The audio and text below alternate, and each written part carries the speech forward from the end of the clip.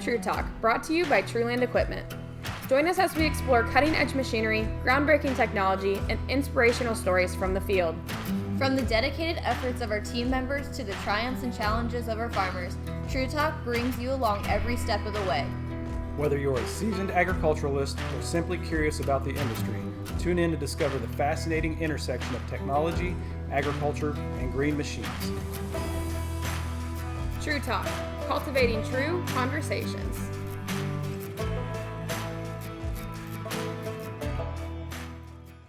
Welcome back to TRUTALK. Today, for our latest episode, we're going to be covering everybody's favorite topic this time of year, which is planter clinics and some pre-spring preparation. So joining myself, we have Andy. Hello, everybody. Andy Drurup, Director of Precision Ag for TRULAND. You want to give us a brief history about yourself? Sure. This is my 23rd year with the company. Been through, of course, a couple different dealership names as the merger and everything consolidated together. Held positions with the company all the way from service to parts, sales, precision ag. They usually move me every 5 years, so we're coming up on another one. So we'll see what happens, I guess. And then in addition to Andy and myself, we also have Jacob. Good to be here. So Jake Van Horn, Marketing Manager for TRULAND Equipment. And how long have you been with the company? I think we're going on 5 months at this point. Oh, I was waiting for like a day, so many days, so many hours. No, I could probably figure that out if we really need it. Okay, so do you go by Jacob? I go by Jake. Mostly? Anytime someone says Jacob, I feel like I'm You learned getting... about this for the first time?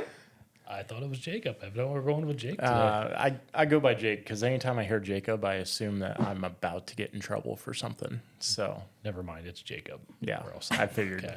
Do you go by Andy or Andrew? Yes. Okay. So you don't have a... I know. I used to, but not anymore. It What doesn't was your matter. preference? It used to be Andy, but now Andy, Andrew. Either one? Either one works.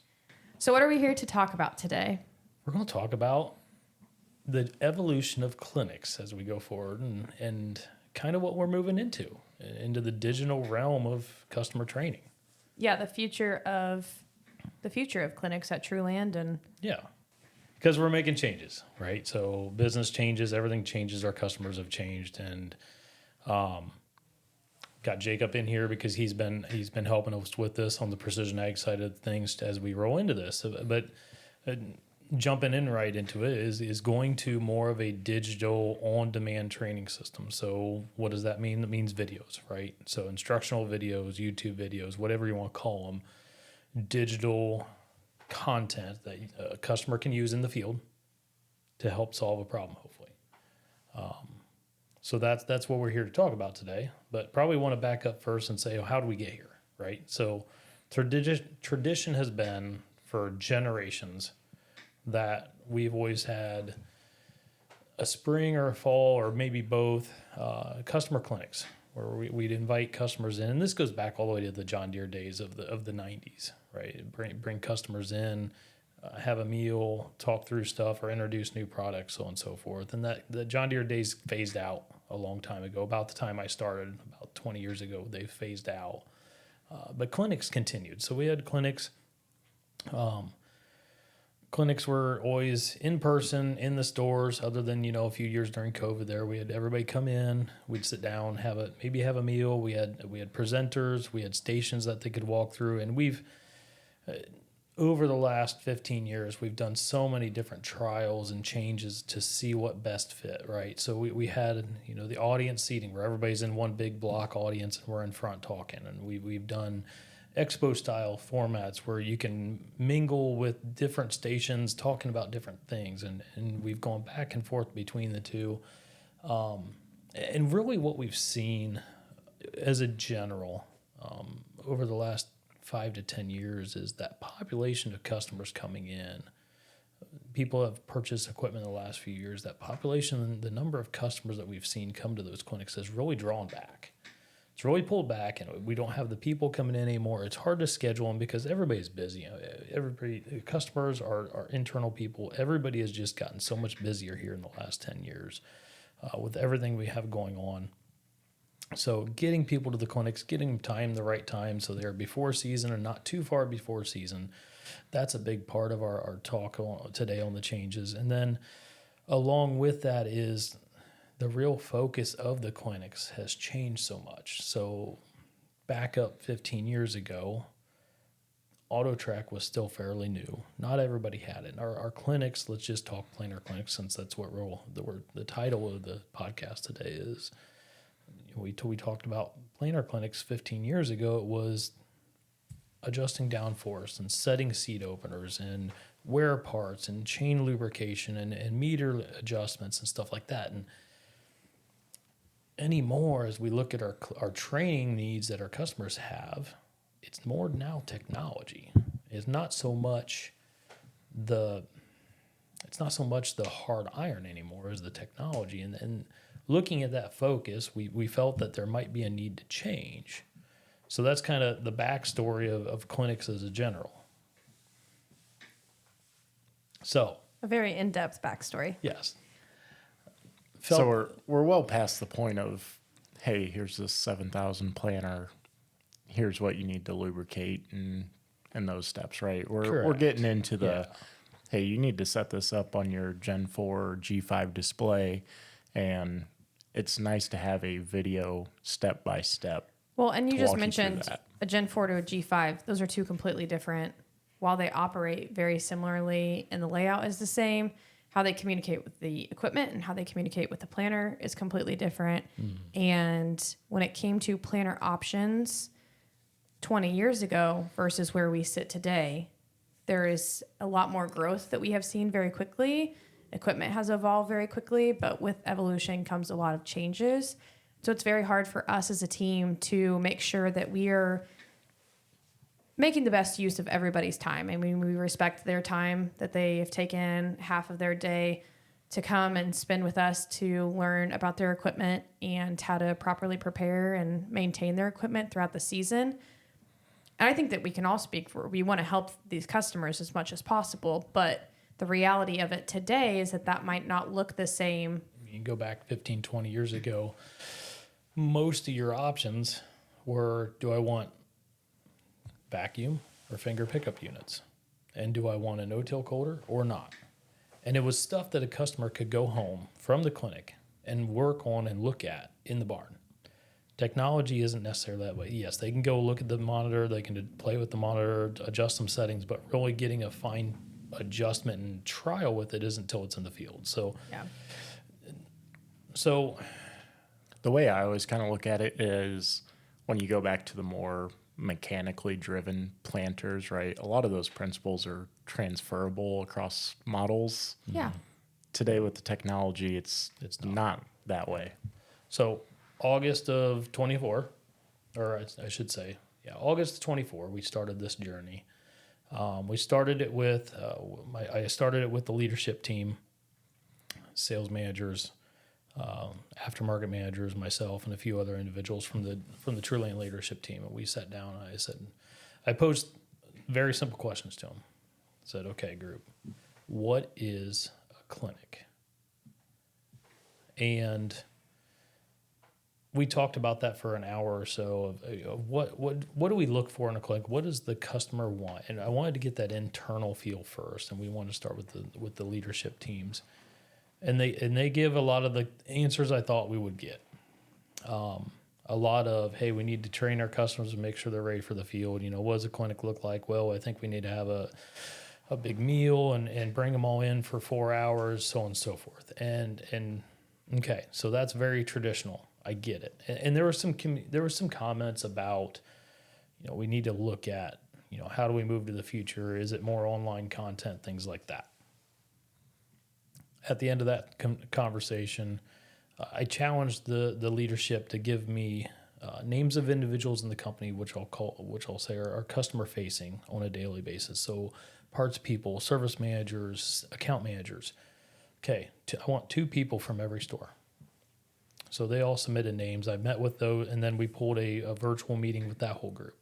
And I posed the same thing. What is a clinic? What makes a clinic successful? That was the main preface of the conversation. And once again, we got a lot of different answers about what it looks like. And we had people touch on the traditional, we had people touch on more modern ideas like we're going to talk about with videos, and got a lot of input of what they like to see with a clinic. You know, they like to have technician involved or not.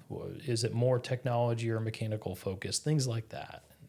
And once again, when we wrapped up that conversation, I challenged that team that was on that call to give me a name of 2 customers. And we wanted to have a customer that traditionally would come to a clinic, and then one that traditionally we never see at clinics. So whether it's too busy or it's not relevant, that's what we wanted to find, is that mixture of I attend every clinic because I'm there and I'm there to learn, and I don't attend clinics because of X, Y, or Z, whatever that might be. And that's when I think about when you started, is that point when we had the customer names pulled together. So Jacob and I reach out to the customers then, using our call center to send invites and communications. And we pulled those customers into 4 stores and had 4 individual meetings. And we sat down, just like we did the last 2 meetings. We started the same preference. What makes a successful clinic? What do you want to see out of a clinic? And our goal when we sat down was not to drive a result with questions. Our goal was to have a very broad, general question. So what are some of the questions that you asked? So we asked questions like, what makes you want to attend a clinic? How's the best way to get information to you about a clinic? Do you feel that a full meal is important? Do you feel that it's more focused on technology, or should it be focused on the basic mechanicals? Things like that. And the drive was to create conversation with the group, because it was a group of customers, not just individuals. And we wanted to drive a conversation where we could introduce a question, a very broad statement or question, and then back off and say, okay, let's see what they say. And I think for the most part, I know, Jordan, you sat in on one of the meetings. I think for the most part, 2 of them, yeah. And Jacob, you were 3 or 4 of them, 3 of them. I think for the most part, we got that. It took a little bit, like any time with a customer group. It takes a little bit to get that started. Yeah, so, they were very open-ended questions that I feel like you could tell that there was no agenda. So correct. We went into this with an open mind, or I'm speaking for you here, but No, went into it with an open mind and very, very open-ended questions, again, intended to create conversation. And I know in one of the meetings that I sat in on, there was a large group of customers at that one. And one person might say something or say their opinion, and then just to hear another person chime in and tweak that or twist that and build upon that. So how did the group, collectively come to build what we're going forward with? And it's funny to listen to responses like the Frankfurt conversation or the Logansport. That was the first one, Logansport. Yeah. I had the one customer that was in there, and we said, I think it was his son said something about getting a text message, and his immediate result was, I got too many text messages. I don't want another text message. And then not 2 seconds later, he goes, but my hairdresser, they sent me a text every time I got a hair appointment. That's kind of handy. Can you do something like that? Well, yeah, that's exactly what we could do. Yeah, if I have like a doctor's appointment or even my dog's like vet appointments, my dog's vet, they're still on the postcard train. But then, I have like a chiropractor, and my chiropractor's on the text message 24 hours prior. I'll tell you, I miss a lot less of those.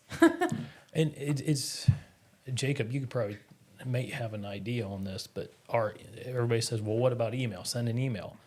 Our email hit rate is not good. Well, it hits. There's a lot of even regardless. I mean, you got to take into account too how many emails you get in a day just from random stuff that you signed up because 10% off, right? And so I definitely fall into if you need something, text me. I just unlocked my phone to look. I'm sitting at this is going to be embarrassing, 56,000 unread emails on my personal email. I was going to say, classify this as your personal email. Yeah. Okay. Yeah. No, I'm good with my work email. Personal is mostly just coupon offers. So that was probably the most prevalent conversation we had to get these started was how do you want contacted? How's the best way to contact you? And two big takeaways. Number one, I'm going to say 99% of the customers, 98% of the customers all said, just send me a text. Across all ages too. Yeah, it was all ages. And Yeah. send me a text message. to register, and then send me a text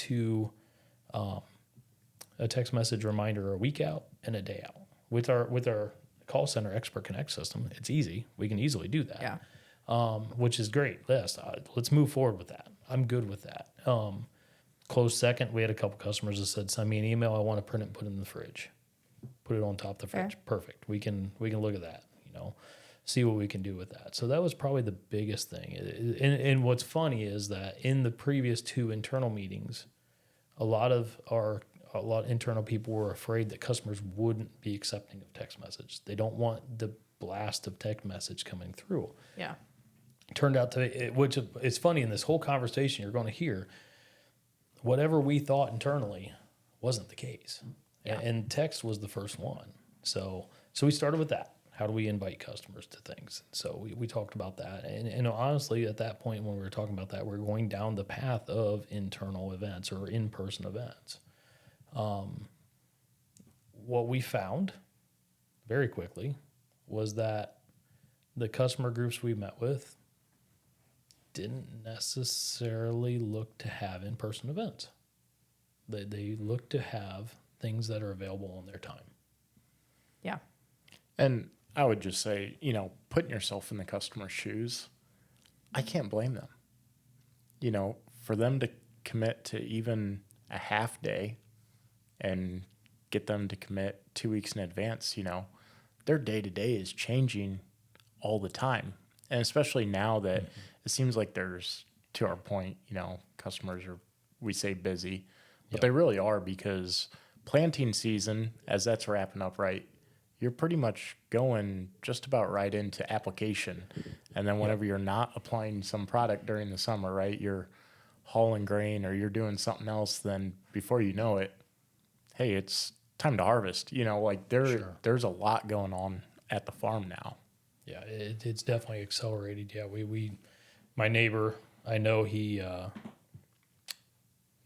gets done planting, immediately unhooks the tractor from the planter, hooks up to the side dress bar, starts putting anhydrous down, while his boy jumps in the sprayer and goes start spraying first pass of post-emerge. It's instant. And then, we aren't having the co-op sprayer. We're not doing 1 or 2 passes anymore. We're doing fungicide. We're doing insecticide. We're doing 2-3 rounds of herbicide. There's a lot more maintenance that goes on. You add that. That's all the in-season stuff, right? You go pre-season, 15, 20 years ago, not everybody had semis. They were hauling grain to the local elevator, or they hauled it last fall because they don't have on-farm storage. Now we have so many more customers have on-farm storage. They have semis. They're trucking grain all winter. They don't have that 2 to 3 month lull with nothing to go on. And let's go sit in a 4-hour meeting. Yeah. And you combine that as well with switching back to the customer meetings. We thought we'd hear a lot of, hey, train us on the mechanicals, and that was not the case, because they very outspokenly said, our struggle is making sure we can operate the technology. And we have more advanced equipment than we've ever had before. And comparatively, this is the most basic equipment we'll ever have as we go forward. It's going to just keep ramping up. So how do you train a customer?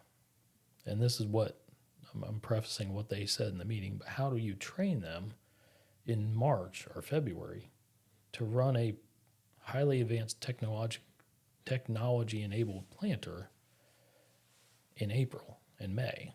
And they forget everything that they need to know, from operation to basic diagnostics, so on and so forth. It's just not easy to do. And again, it's not a little bit of information that you need to retain for 2 months either. It's 4 hours of right. And some of that technology follows you the entire season. Speaking, like AutoPath, that is a system where if you mess it up, you have one shot. Yep. And if you mess it up, you don't set it up, it's not recording, your implement guidance isn't turned on. Little steps that you miss can affect you for the remainder of the growing season. Absolutely. Naturally, I think all of our listeners can see what we're pointing to. Not that we've already mentioned it a couple times, but I think that we're, just case in point, there's a lot of reasons why you might not remember that one button click. And we're making a lot of defensive statements toward what we're doing and why we're doing it. But the real reason we're doing it is every one of those customer meetings we talked about after the clinic. When you're sitting, and naturally, this organically came up when we were sitting there, is how do you find information when you're in the field? And almost every customer starts talking about YouTube videos or quick reference guides that they can just watch, a segmented video or a small segment video that they can just watch and get all the information they need. So at that point, once they brought that up, we introduced the idea of, a lot of times I would introduce the idea, and this is the only guiding that I did during these meetings was, what do you think about not having clinics, but on-demand content that you can go and say, I need help with my hydraulic downforce, or I need help with setting my vac, or adjusting my seed bowls for my exact emerge meter, or how do I fix my exact rate PWM valve on my planter for my fertilizer. And every one of the customers at that time went, oh, actually, I already do that. I go to YouTube. I go look for a video. And we have one customer, actually, the room we're sitting in today, we had one customer kind of looked at me and said, well, I did my own combine inspection by watching a video last year. I do not recommend that. We have highly trained technicians. Please bring your combine in. Thank you for that disclaimer. A lot better results for you. But regardless, our customers are already doing it. They're already going out there and looking for YouTube videos. So we can make a choice. We can stay where we're at and do what we've done for generations and let our customers continue to evolve and change, or we can move with them. And that's kind of when we made the decision as a team, as a company-wide team, that we're going to venture into the new age of customer training. And so have we announced this? We are right now. Okay. We've announced it internally to the company. Yeah. So everyone that was involved in the first two meetings, we held a meeting after the customer visits to talk about what we found and what we're going to do and step forward. And then after that, the regional sales managers and aftermarket managers push it out to their teams. So all the customer-facing people would get notified as well. Surprisingly, very little concern as far as pushback on, is this the right idea? There's some questions, which naturally there will be. I think there needs to be questions because it keeps us in check for what we want to do. But all in all, I had a lot of positive comments and ideas as we rolled into this. So we introduced it internally. Made sure everybody was aware. We're talking about it here on the podcast, and then we'll start rolling out materials here in the next coming weeks from when we're recording this to start making sure customers have what they need for spring. There's no video, so the people can't see how hard Andy was staring at me because that is falling on my plate of getting the YouTube videos out there. So yeah. Which we have full trust in you getting that. So we know it'll happen. Oh, yeah. Yeah, no pressure. No pressure, Jacob. The ship has sailed, but no pressure. Yeah. Nope, you're committed now. Mm-hmm.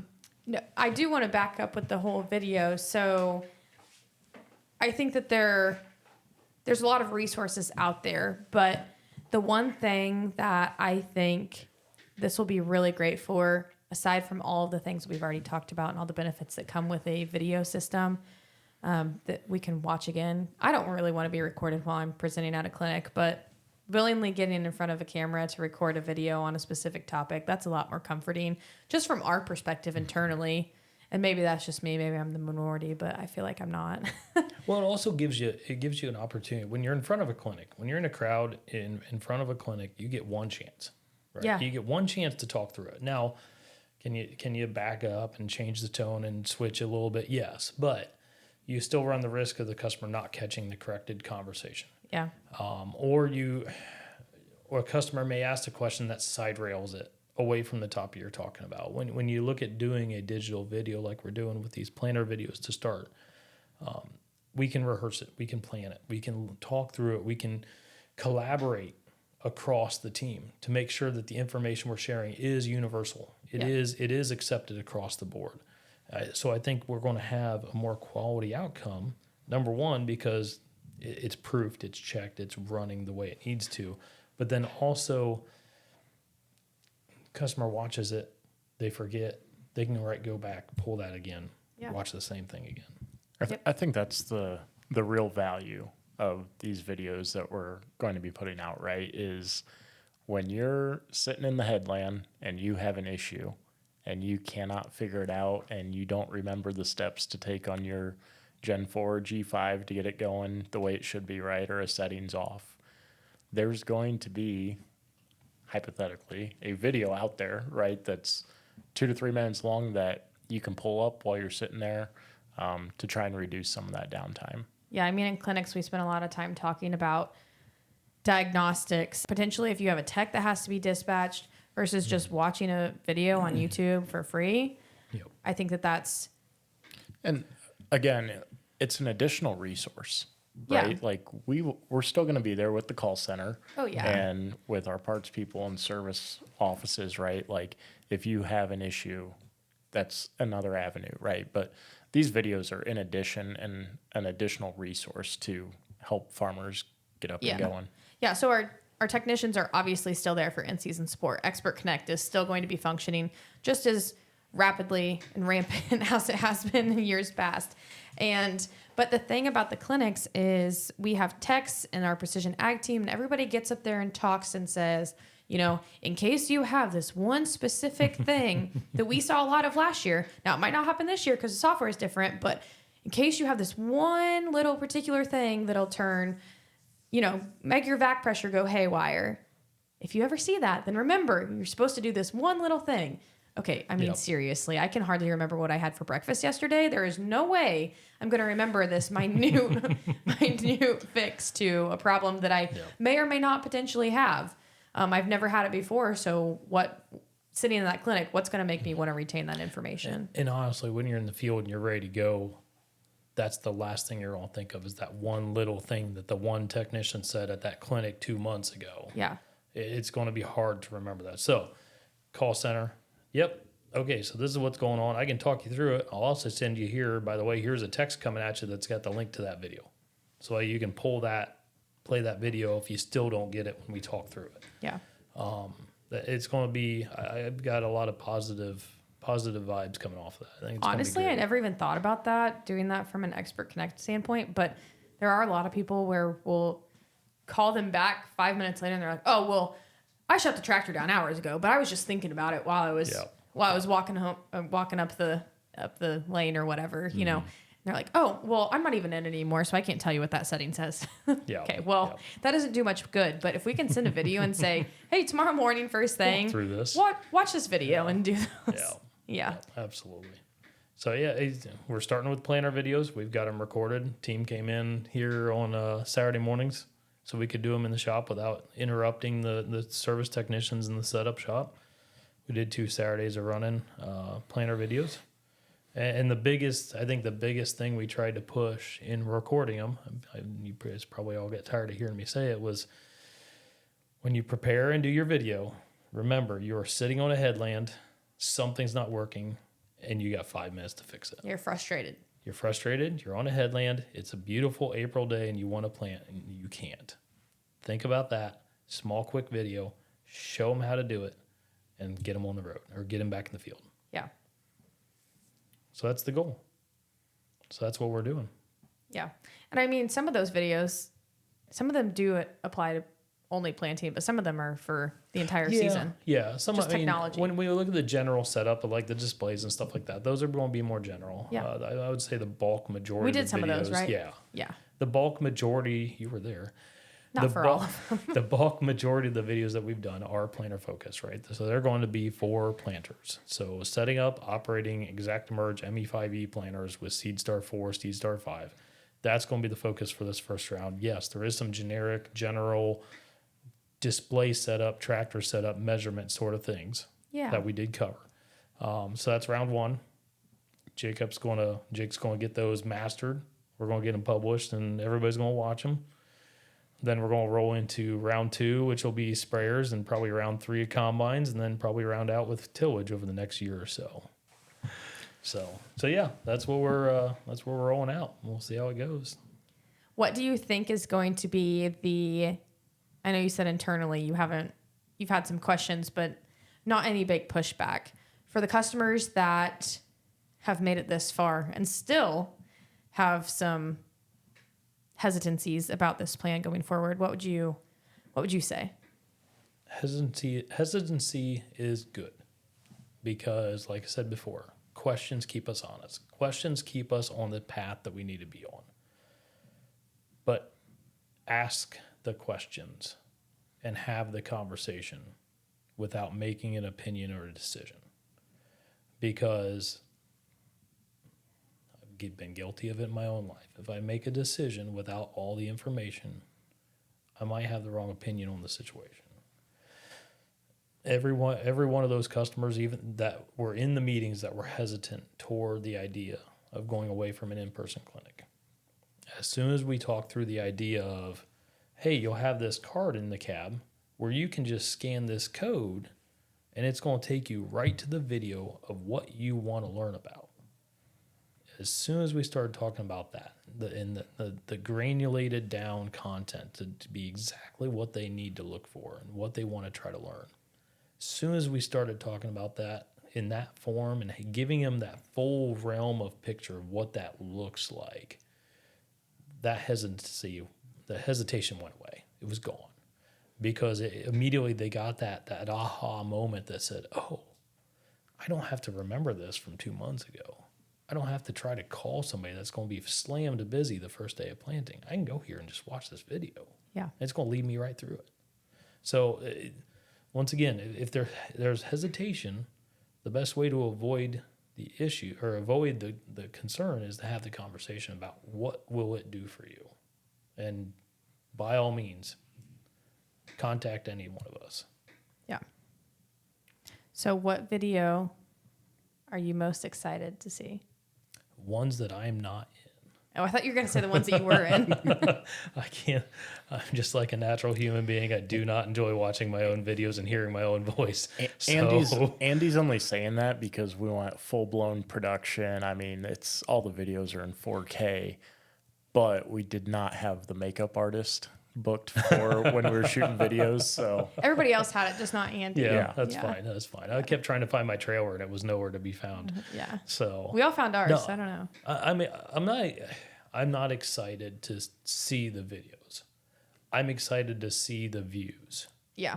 and see the customers utilize this and jump on board with us and try this new system. So maybe I should rephrase my question. What do you think is going to be the most watched video? I don't know. I won't hold you to it. I loved for it to be the downforce video, but I would love for it to be the downforce video. I think we will see more utilization out of the planner setup. Downforce always has a lot of questions. So So there's going to be viewers watching that downforce. Well, I think there's a little trying bit to of mixed understand that. opinions on downforce too. I mean, mixed advice. Not downforce, the word margin. The Well, most yes. controversial planting term in the world is the word margin. The word margin attached to downforce. Yes, margin. Yeah. So well, naturally, there's going to be a lot of people watching that downforce video, the downforce videos to talk about how to set that. But I think there'll be a lot of views when we look at exact rate. Yeah. Mainly because that's newer. Yeah. That's only a couple years old. So that's going to naturally have a little bit, and we have a lot of customers getting onto exact rate fertilizer right now, moving from a ground driver, an older system, with a new planter trade. So we're going to see a lot of customers, I think, utilize that video to really understand how that system works, all the way from priming, because it's not a self-priming system, how to prime that pump, to operating the system, all the way to, okay, I have a solenoid that's stuck. How do I check it and fix it? So there's a lot I think they can do there. To look at that system. After that, I mean, we're always going to have views when it comes to seed star setup and display setup. The classics. We shouldn't expect anything less. When we have a customer that runs a planter for 3 months out of the year, and then puts it in the barn for 9 months, and then 9-10 months, and then has to get it out again, naturally there should be questions, because if you don't have questions, that means something may not be right. That one button may not be clicked correctly. Yeah. So, or you didn't check some setting that you Correct. should have, and it's set from, the super dry days, or super wet in this case, days of last year.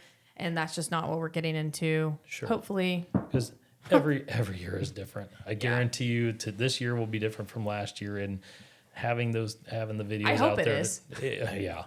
But having content out there about downforce, so I can go back, okay, conditions have changed. How do I set this? How do I adjust this? What should I be looking at?